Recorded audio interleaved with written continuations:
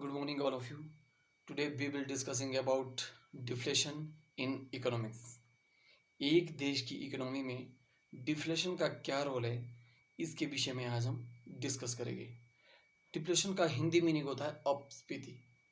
अपस्फीति का मतलब है वस्तु तथा सेवाओं की कीमतों का गिरना, यानी वस्तु तथा सेवाओं का की कीमतें कम होना जो है डिफ्लेशन कहलाता है। ठीक है, डिफ्लेशन का एक इकोनॉमी में क्या रोल है, इसके विषय में आज हम डिटेल से बात करेंगे। ठीक है, डिफ्लेशन सबसे पहले जब डिफ्लेशन आता है किसी देश की इकोनॉमी में, तो क्या होता है, एक कंपनी या फैक्ट्री को जो है लेस प्रॉफिट होता है।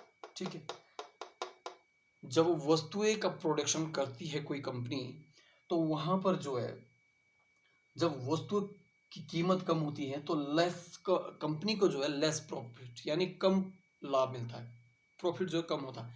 तो जब लेस प्रॉफिट मिलेगा तो क्या होगा, तो उसमें से जो है वर्कर की वेज या वर्कर की छटनी होगी और कुछ लोग बेरोजगार हो जाएंगे। ठीक है, जिसके बावजूद जो है जॉब का लॉस होगा। सेकंड पे क्या आएगा, लॉस ऑफ जॉब, जॉब चली जाएगी, और जब जॉब चली जाएगी तो इनकम कम हो जाएगी, तो उसके बाद जो है इनकम का लॉस होगा।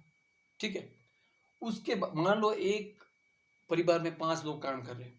ठीक है, लेकिन उनके जब जॉब जब डिफ्लेशन आएगा तो जो है जॉब कम हो जाएगी, उस कंपनी या फैक्ट्री से छटनी होगी तो बाहर हो जाएगी, तो जो है लेस इनकम हो जाएगी। ठीक है, उसके बाद जब इनकम लेस होगी तो कंजप्शन कम हो जाएगा, यानी लोग जो है वस्तु को जो कम खरीदेगी। ठीक है, वस्तु को क्या करेंगे, कम खरीदेगी। कम खरीदे तो क्या होगा, उसके बाद लेस डिमांड होगी। जब डिमांड लेस हो जाएगी, मतलब इस तरह सर्कुलेशन चल जाएगा। लेस डिमांड, जब डिमांड कम होगी तो प्रोडक्शन कम होगा, प्रोडक्शन कम होगा तो लेबर की जरूरत नहीं होगी, काम करने के लिए लेबर की जरूरत नहीं होगी, या उनकी वेज रेट कम हो जाएगी। तो ये जो है डिप्लेशन जो है, depletion is the more dangerous than inflation. Inflation से ज्यादा खतरनाक है डिफ्लेशन। ठीक है, मान लो अगर एक कंपनी 50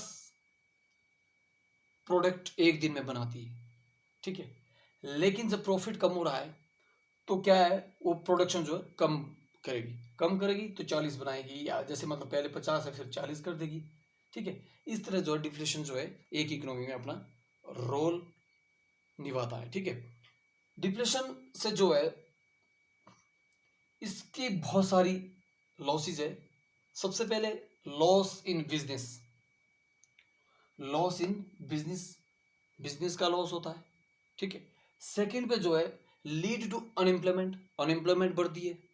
ठीक है, इससे जो है जब कंपनी या फैक्ट्री या कोई गवर्नमेंट जो है अपने अपने जो प्रोडक्शन है कम कर देगी तो अनएम्प्लॉयमेंट रेट बढ़ेगा।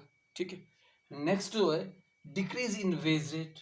ठीक है, वेज रेट भी कम होगा। फोर्थ है less money in circulation, money का जो सर्कुलेशन है किसी मार्केट में वो बहुत कम होगा। ठीक है, डिफ्लेशन के ये इफेक्ट है। एंड लास्ट है demand of goods is decreasing. Demand of goods मतलब वस्तु की जो मांग है वो कम होती जाएगी। ठीक है, वस्तु की अगर मांग कम होती जाएगी तो प्रोडक्शन भी कम होता जाएगा, किसी कंपनी या कोई भी गवर्नमेंट जो है अपना प्रोडक्शन कम करेगी, जिसके कारण से डिफ्लेक्शन फैलेगा।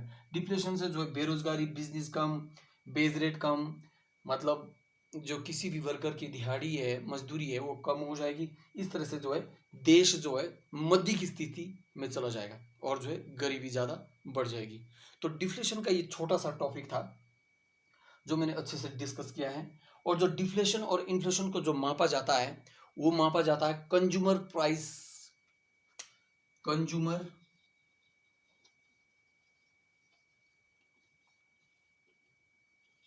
प्राइस इंडेक्स,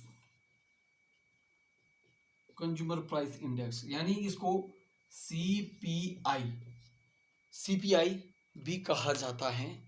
इसके विषय में हम आने वाले वीडियो में पढ़ेंगे सीपीआई क्या होता है।